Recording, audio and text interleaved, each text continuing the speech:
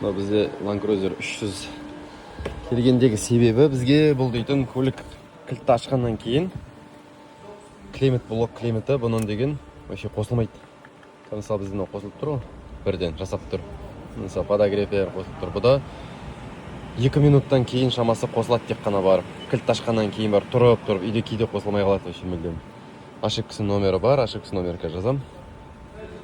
Енді біздерде ауаны бүйтіп ашатын сервоприводтың положениесі закрытый положение қалып қойды дейді. Болды, сонда ашып көреді, болды, кетпейтін ошибка болды. Қазір бізде AC блогымыз тап-таза. Ешқандай ошибка жоқ, бәрі өшіп қосылып тұр. Бұл 300-лікте, Lexus 600-лердегі кәдімгідей бір кеңінен таралған проблема көбіне кездесіп отырады. Пробегі аз болса да, 60 мың пробег қазір бұда. Осыны 2 күн, 3 күн айналысып, официал шешпеген нәрсені шештік, Аллаға шүкір, алхамдулилля. Ол да жасап тұр.